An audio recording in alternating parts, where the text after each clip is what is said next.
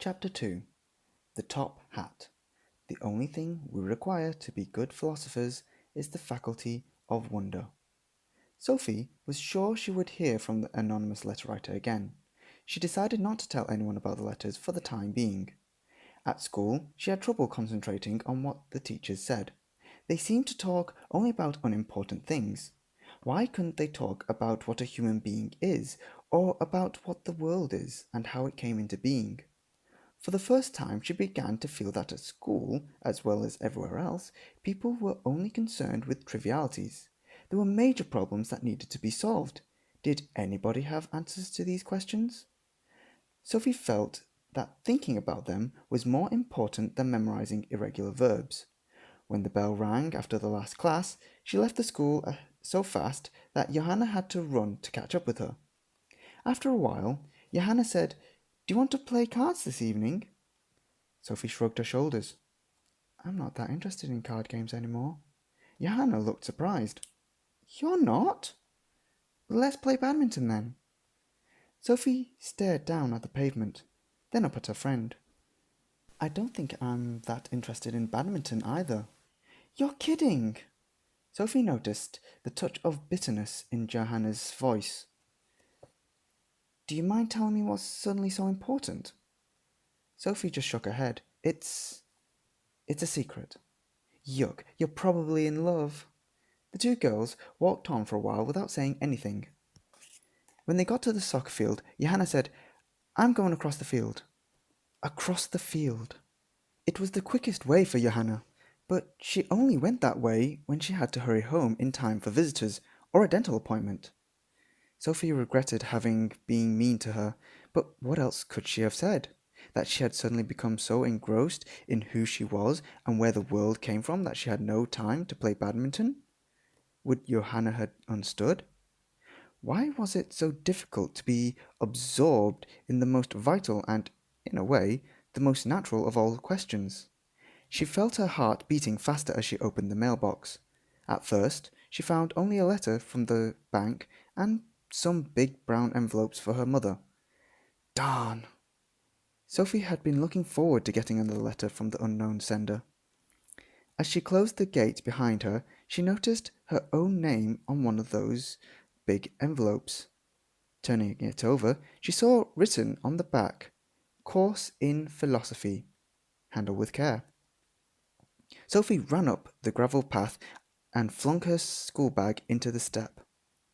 Stuffing the other letters under the doormat, she ran around into the back garden and sought refuge in the den. This was the only place to open the big letter. Shere Khan came jumping after her, but Sophie had to put up with that. She knew the cat would not give her away. Inside the envelope there were 3 typewritten pages held together with a paperclip. Sophie began to read. What is philosophy? Dear Sophie, lots of people have hobbies. Some people collect old coins or foreign stamps. Some do needlework. Others spend most of their spare time on a particular sport.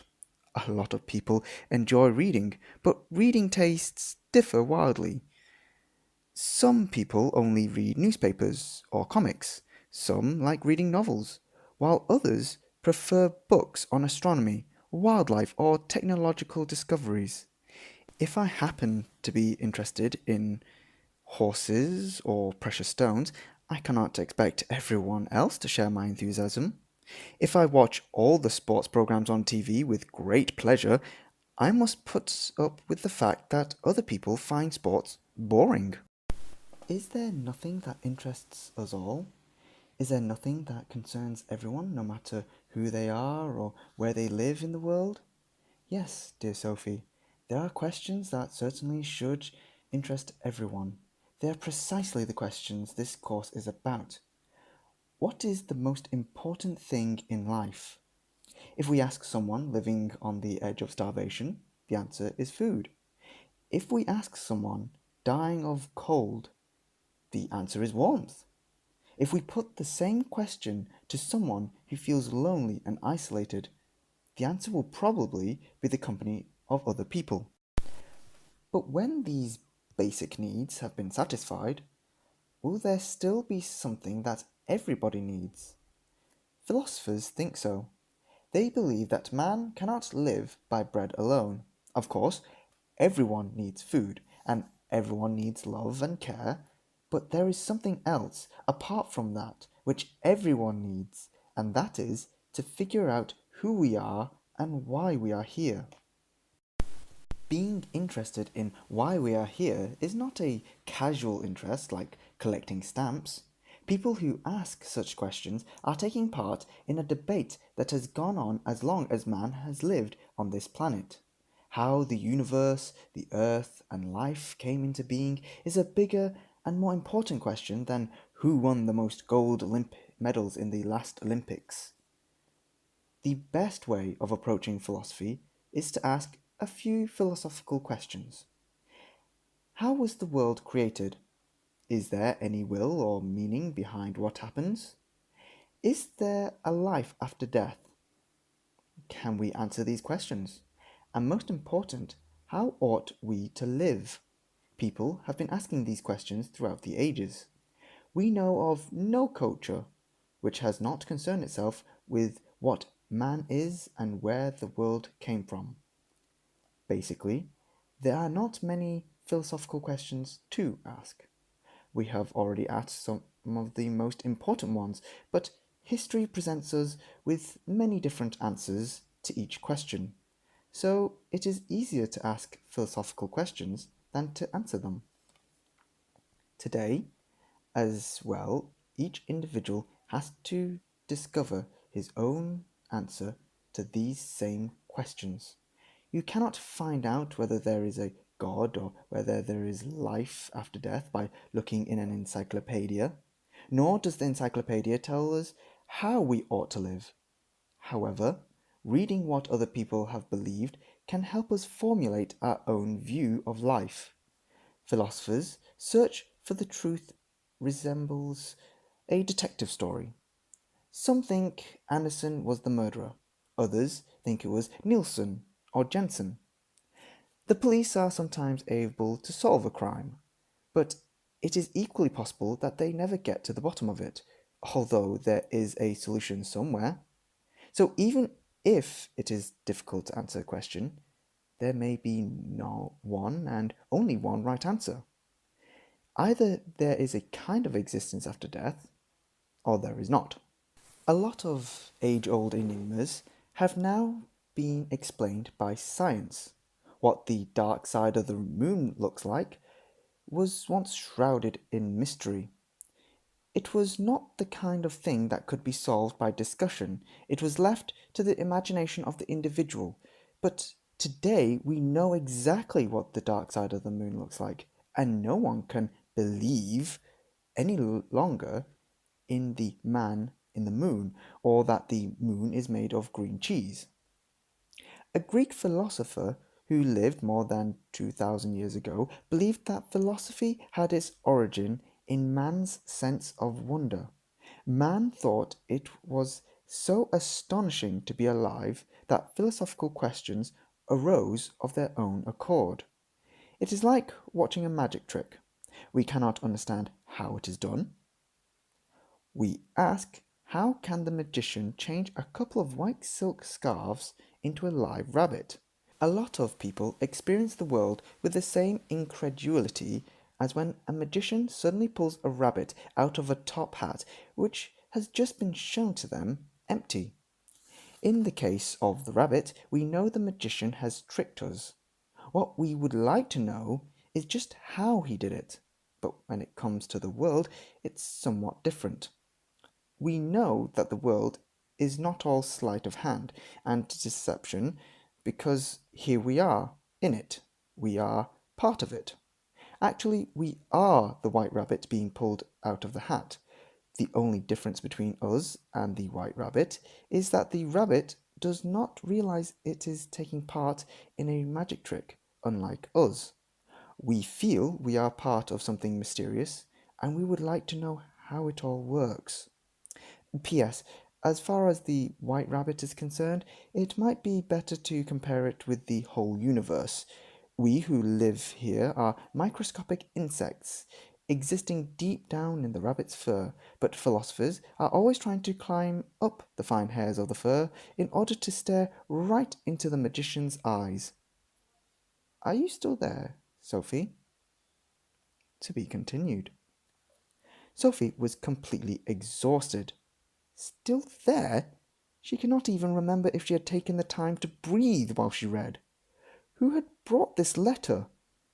It couldn't be the same person who had sent the birthday card to Hildy Molyneux, because that card had both a stamp and a postmark.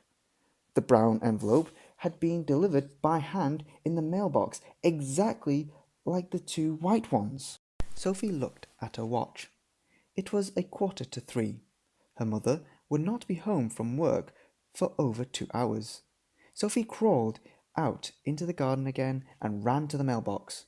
Perhaps there was another letter. She found one more brown envelope with her name on it. This time she looked all around, but there was nobody in sight. Sophie ran to the edge of the woods and looked down the path. No one was there.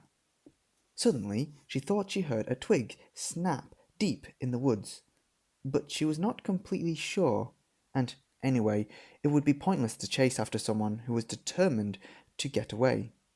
She let herself into the house. She ran upstairs to her room and took out a big cookie tin full of pretty stones. She emptied the stones onto the floor and put both large envelopes into the tin. Then she hurried out into the garden again, holding the tin securely with both hands. Before she went, she put some food out for Shere Khan. Kitty, kitty, kitty. Once back in the den, she opened the second brown envelope and drew out the new typewritten pages. She began to read. A strange creature. Hello again. As you see, this short course in philosophy will come in handy-sized portions. Here are a few more introductory remarks. Did I say that the only thing we require to be good philosophers is the faculty of wonder? If I did not, I say it now. The only thing we require to be good philosophers is the faculty of wonder. Babies have this faculty. That is not surprising. After a few short months in the womb, they slip out into a brand new reality. But as they grow up, the faculty of wonder seems to diminish. Why is this? Do you know? If a newborn baby could talk, it would probably say something about what an extraordinary world it came into. We see how it looks around and reaches out in curiosity to everything it sees. As words are gradually acquired, the child looks up and says "bow wow" every time it sees a dog. It jumps up and down in its stroller, waving its arms, "bow wow, bow wow." We who are older and wiser may feel somewhat exhausted by the child's enthusiasm. All right, says the bow wow, we say, unimpressed. Please sit still. We are not enthralled. We have seen a dog before. This rapturous performance may repeat itself hundreds of times before the child learns to pass a dog without going crazy, or an elephant, or a hippopotamus. But long before the child learns to talk properly, and long before it learns to think philosophically, the world will have become a habit. A pity, if you ask me. My concern is that you do not grow up to be one of those people who take the world for granted, Sophie dear. So just to make sure, we are going to do a couple of experiments in thought before we begin on the course itself. Imagine that one day you are out for a walk in the woods. Suddenly, you see a small spaceship on the path in front of you. A tiny Martian climbs out of the spaceship and stands on the ground looking at you. What would you think? Never mind, it's not important. But have you ever given any thought to the fact that you are a Martian yourself? It is obviously unlikely that you will ever stumble upon a creature from another planet. We do not even know that there is life on other planets. But you might stumble upon yourself one day. You might suddenly stop short and see yourself in a completely new light. On just such a walk in the woods. I am an extraordinary being, you think. I am a mysterious creature. You feel as if you are waking from an enchanted slumber. Who am I? You ask. You know that you are stumbling around on a planet in the universe. But what is the universe? If you discover yourself in this manner, you will have discovered something as mysterious as the Martian we just mentioned. You will not only have seen a being from outer space, you will feel deep down that you are yourself an extraordinary being. Do you follow me, Sophie? Let's do another experiment in thought. One morning, Mum, Dad, and little Thomas, aged 2 or 3, are having breakfast in the kitchen.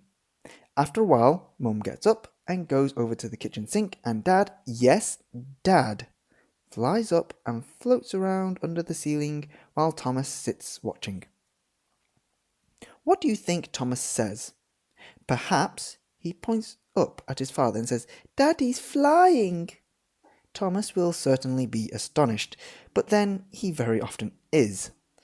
Dad does so many strange things that his business of a little flight over the breakfast table makes no difference to him. Every day, Dad shaves with a funny machine. Sometimes he climbs onto the roof and turns the TV aerial. Or else he sticks his head under the hood of the car and comes up black in the face. Now it's Mum's turn. She hears what Thomas says and turns around abruptly. How do you think she reacts to the sight of Dad floating nonchalantly over the kitchen table? She drops the jam jar on the floor and screams with fright. She may even need medical attention once Dad has returned respectably to his chair. He should have learned better table manners by now.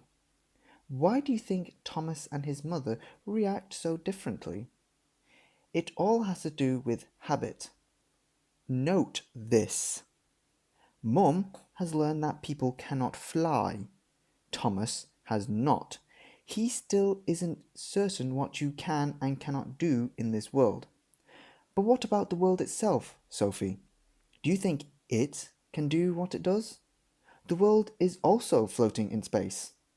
Sadly, it is not only the force of gravity we get used to as we grow up. The world itself becomes a habit in no time at all. It seems as if in the process of growing up, we lose the ability to wonder about the world, and in doing so, we lose something central, something philosophers try to restore. For somewhere inside ourselves, something tells us that life is a huge mystery. This is something we once experienced long before we learned to think the thought. To be more precise, although philosophical questions concern us all, we do not all become philosophers.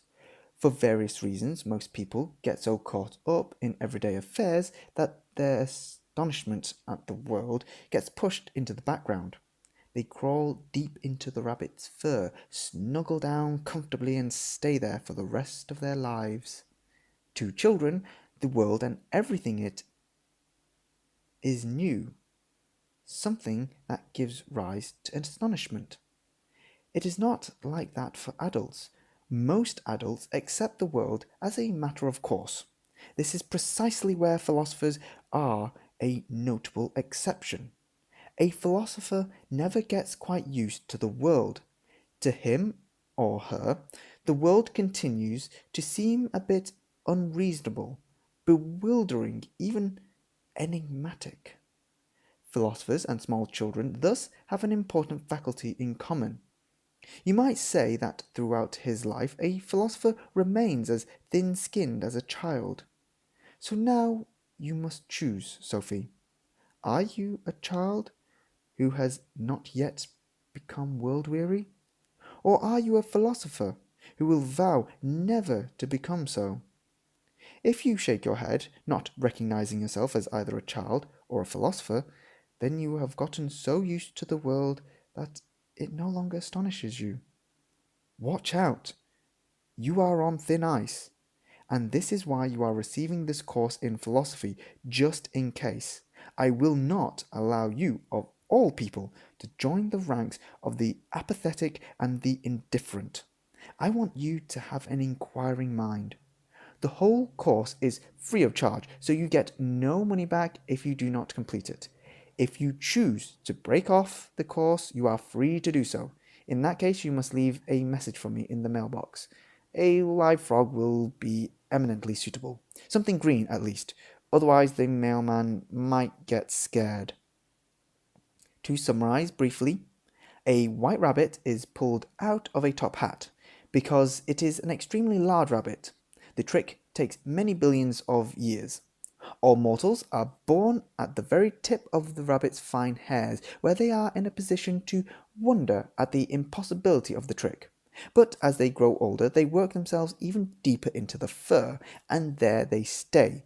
They become so comfortable, they never risk crawling back up the fragile hairs again. Only philosophers embark on this perilous expedition to the outmost reaches of language and existence. Some of them fall off, but others cling on desperately and yell at the people nestling deep in the snug softness, stuffing themselves with delicious food and drink. "Ladies and gentlemen," they yell, "we are floating in space!" But none of the people down there care. "What a bunch of troublemakers," they say, and they keep on chatting. "Would you pass the butter, please? How much have our stocks risen today? What is the price of tomatoes? Have you heard that Princess Di is expecting again?" When Sophie's mother got home later that afternoon, Sophie was practically in shock. The tin containing the letters from the mysterious philosopher was safely hidden in the den. Sophie had tried to start her homework, but could only sit thinking about what she had read. She had never thought so hard before. She was no longer a child, but she wasn't really grown up either. Sophie realized that she had already begun to crawl down into the cozy rabbit's fur, the very same rabbit that had been pulled from the top hat of the universe. But the philosopher had stopped her. He, or was it a she, had grabbed her by the back of the neck and pulled her up again to the tip of the fur where she had played as a child, and there, on the outmost tips of the fine hairs, she was once again seeing the world as if for the very first time. The philosopher had rescued her. No doubt about it. The unknown letter writer had saved her from the triviality of everyday existence. When Mom got home at 5 o'clock, Sophie dragged her into the living room and pushed her into an armchair. "Mum, don't you think it's astonishing to be alive?" she began. Her mother was so surprised that she didn't answer at first. Sophie was usually doing her homework when she got home. "I suppose I do. Sometimes," she said. "Sometimes?"